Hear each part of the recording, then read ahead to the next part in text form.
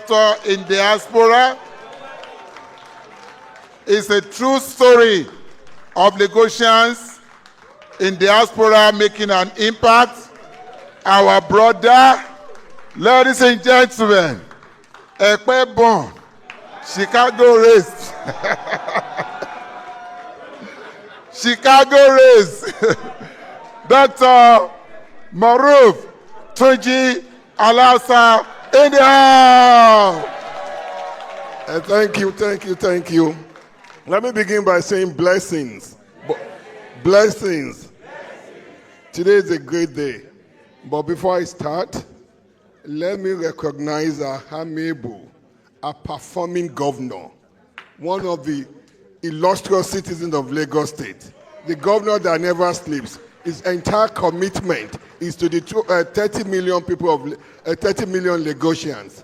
Governor Babajide Sanwo-Olu, thank you for all you do for our people, for our state, and you know how I think about you, and I'm talking to you from the heart.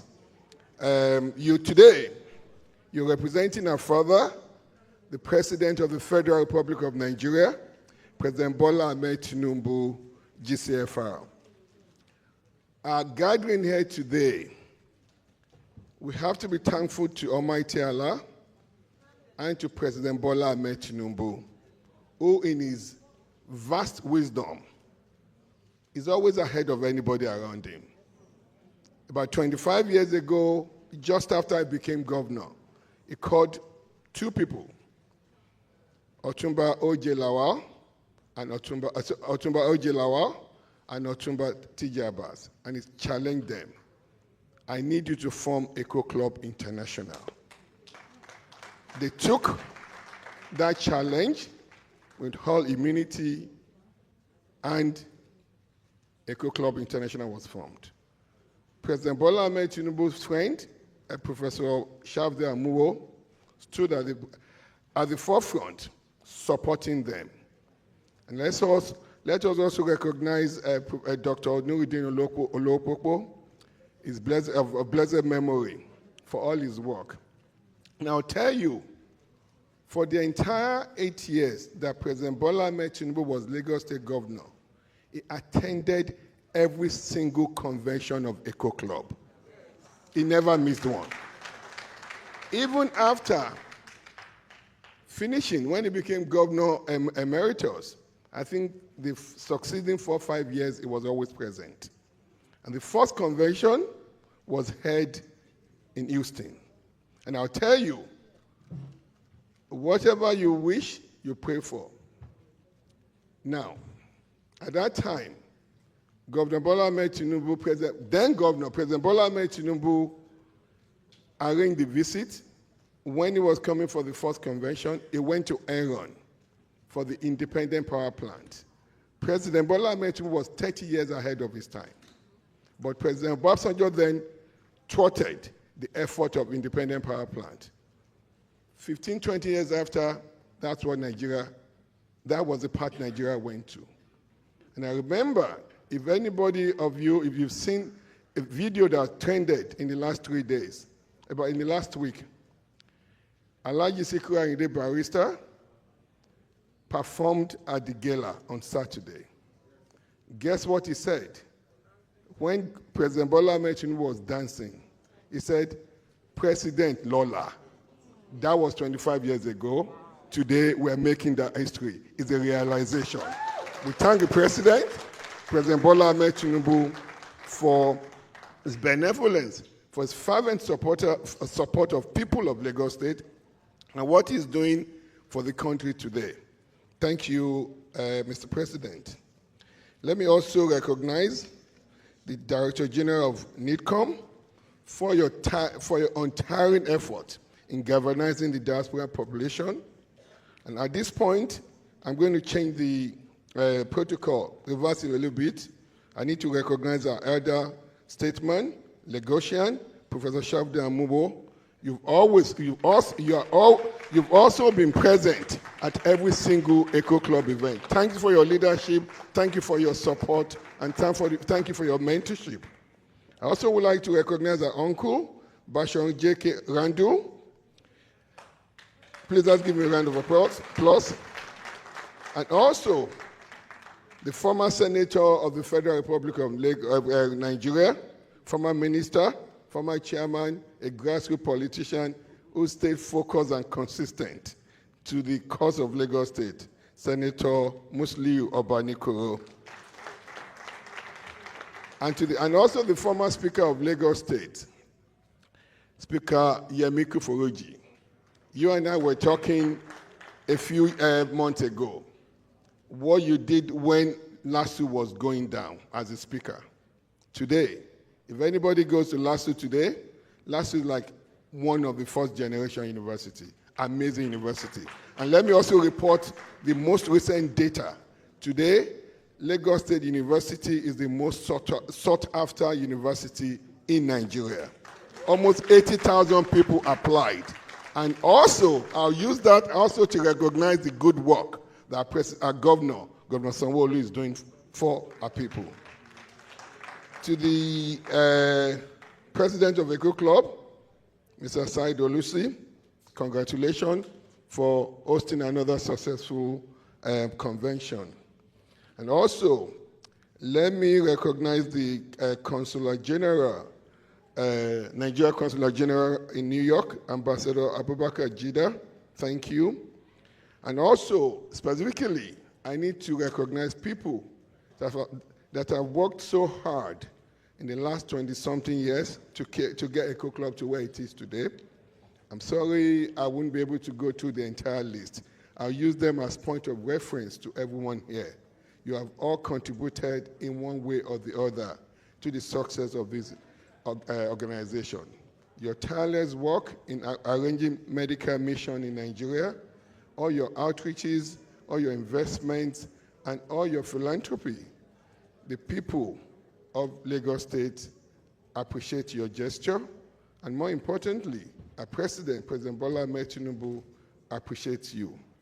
Let me particularly use Mr. Larry Ojo, Alhaji Zainuddin Popola as point of reference to other members of Eco Club that I'm not able to mention today.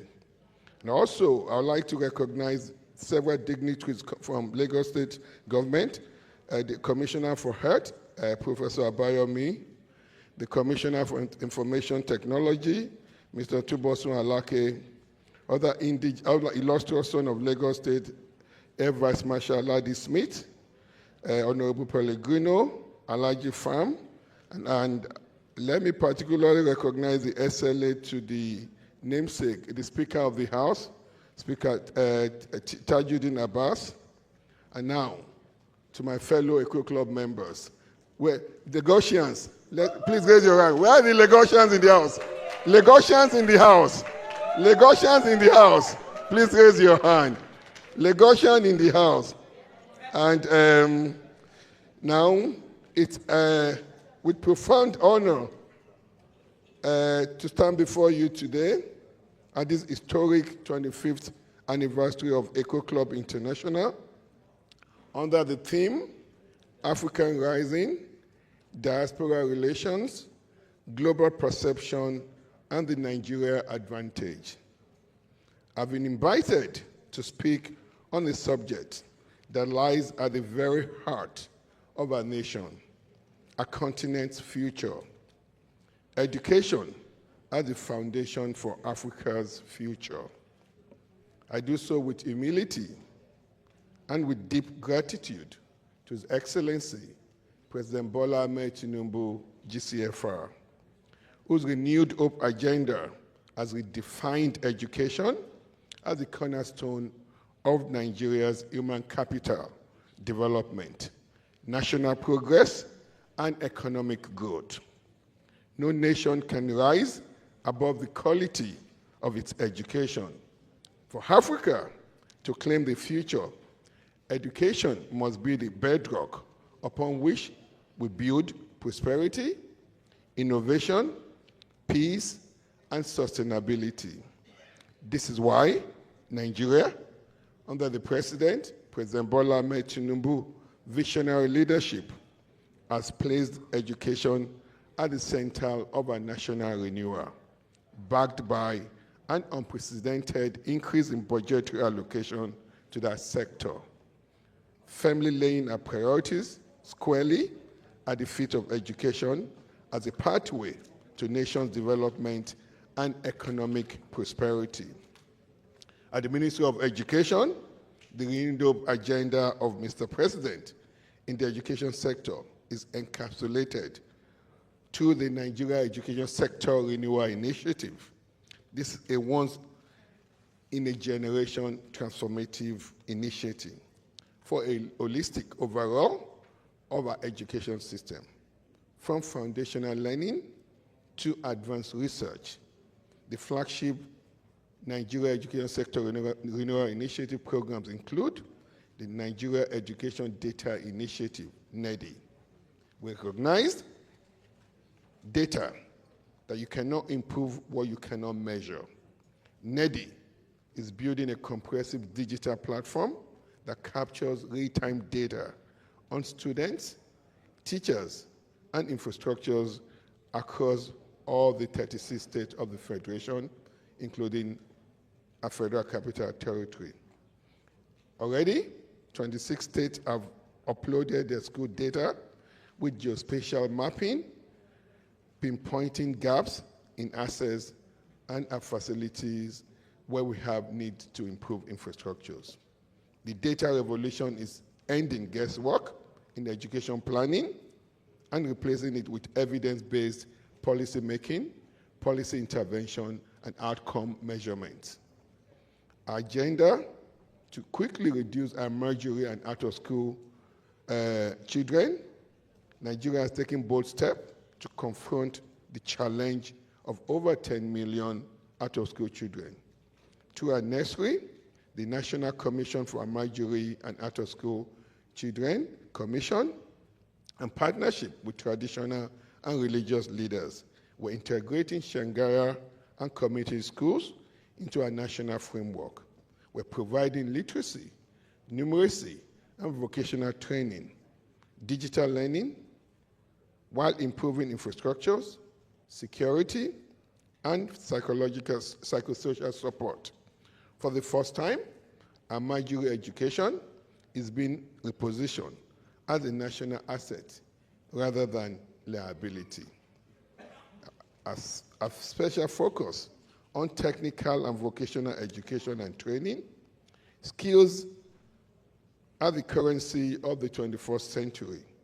A TVET initiative has revamped curriculum, upgraded 38 technical colleges. We've trained over 3,600 instructors. We've accredited more than 1,600 centers and onboarded over 1 million applicants to a digital platform to start giving our citizens the vocational skills they need. As I'm speaking, we've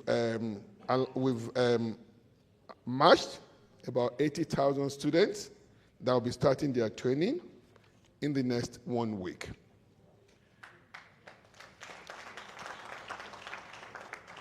Our expansive agenda on STEM with 2M, science, technology, engineering, mathematics, and medical sciences.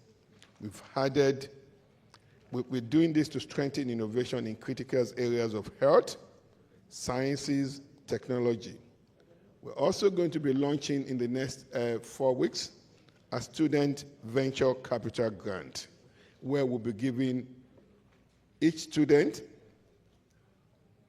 in any of our tertiary institutions at 300 level and above, 50 million naira grant to help them move their bench research to market. This is specifically designed to unleash the innate capacity of our Nigerian youth to be entrepreneurs, to be future leaders, to be future employer of labor, and not job seekers. A tertiary education staff support fund, acronym TIPS, was launched about 6 weeks ago for tertiary education academic and non-academic staff. TIPS was launched under the nursery to provide up to 10 million naira in interest-free loan to academic and non-academic staffs of our universities, polytechnics, and colleges of education. It is designed to improve welfare, morale, retention, and performance, ultimately securing better outcome for students. You've heard about our innovative Diaspora Bridge Program. One of our proudest innovation is the Diaspora Bridge Program. A structured platform for Nigerians and professionals abroad to contribute directly to teaching, research, and innovation back at home. You can stay in the comfort of your house, in the comfort of your offices, to start contributing back at home. And we've also designed it in such a way that if any one of you wants to create about 3 weeks time to come to Nigeria to support us in the education system, the government will pay for your passage, will pay for your passage, will pay for your accommodation, will pay for your logistics while you're in Nigeria. We need you, and we've gotten, so far, we've had thousands of people, fellow diasporans like you, enrolled, and we're beginning to now get them to start interfacing with our tertiary institutions. We believe by setting up this diaspora bridge, we're connecting you right back home. This is an opportunity that I want to take advantage of. I'll be sharing the website with you during the course of the day. The program focuses on STEM and is turning brain drain into brain gain, much like what China did, India did, and South Korea. In addition to this reform, we have strengthened direct student support to ensure that no child is left behind in the pursuit of their education. We've also doubled our scholarship award. In just the past 2 years, over 12,000 students have benefited from about 10 billion bursaries. About 9,000 students have received scholarship support of over 4 billion naira. Our First Lady has also launched an aggressive Renewal Initiative Scholars Program. These schemes provide scholarship to deserving students across the nation, amplifying our commitment to inclusive educational access. You've heard about our NER Fund, a Nigerian Education Loan Fund. Through this, we have supported about 500,000 Nigerian students, paying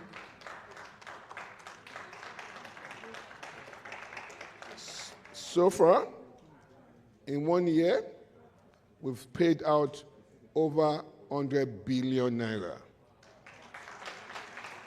as direct stipend to students and their school fees in the universities. And I can tell you, Mr. President, within the first week of him as being sworn in, said, I have to create access to this timid Nigerian youth.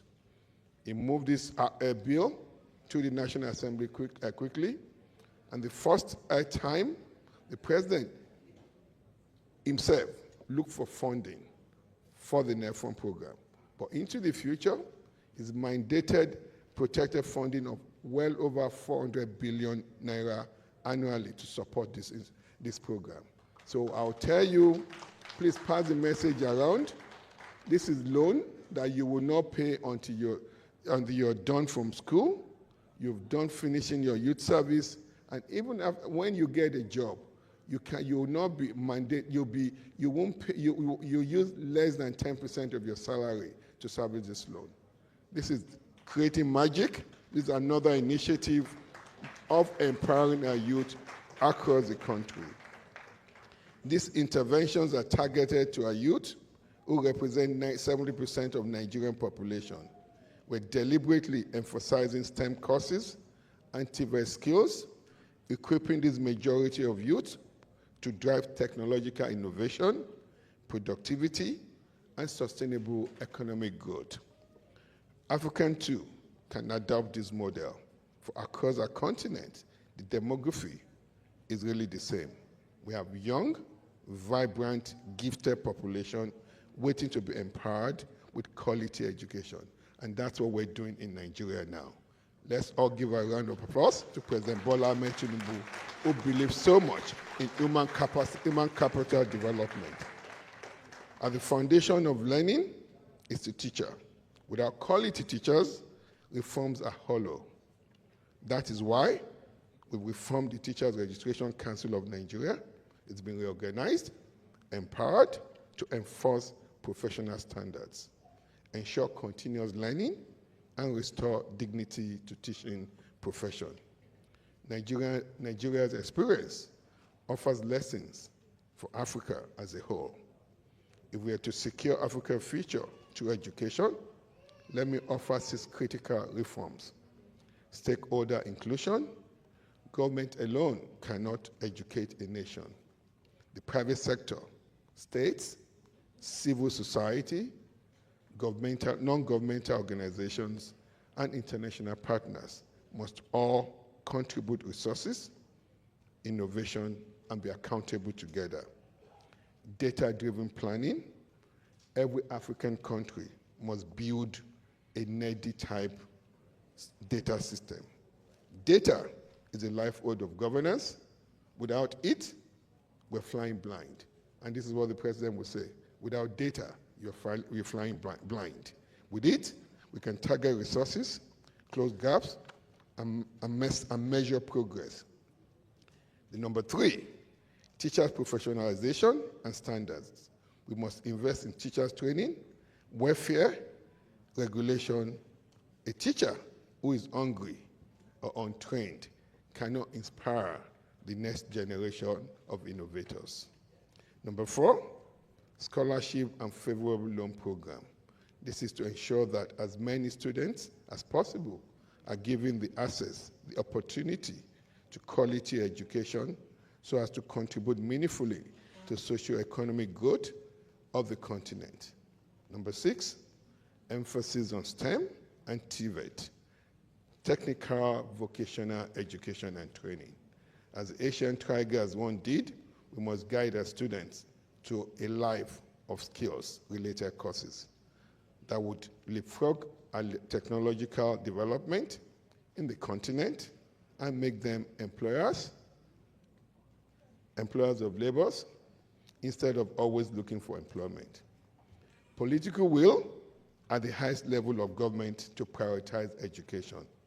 This is perhaps the most important factor in educational development across the continent of Africa. We're particularly lucky in Nigeria to have a president like His Excellency, President Bola Ahmed Tinubu, GCFR, who is leading us in the crusade of transforming education in Nigeria. I must therefore, once again, profusely thank His Excellency, a President, for his guidance, support, and unwavering commitment to education. His renewed hope agenda has given us the vision, the resources, and the political will to re-engineer Nigeria's education sector.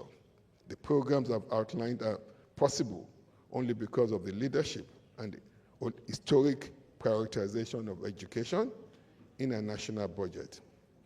Distinguished ladies and gentlemen, Africa's future will not be written by chance. It will be written by the quality of the schools we build, the teachers we empower, the data we collect, the scholarship we provide, and the skills we impact on our children. Nigeria is laying that foundation to a Nigeria Education Sector Renewal Initiative and complementary student support initiative.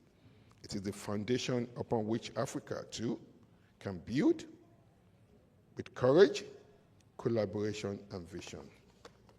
Distinguished ladies and gentlemen, this is our time to move Africa forward and taking from the theme of this convention, Africa Rising, Diaspora Relations, Global Perception, and more importantly, Lagos Advantage. To my dear Lagosians, my brothers, my sisters, and being one of your founding members, it's a privilege again to stand before you to address you today as your Minister for Education. God bless you. God bless Eco Club. God bless our president. And God bless the Federal Republic of Nigeria. Thank you. Blessings.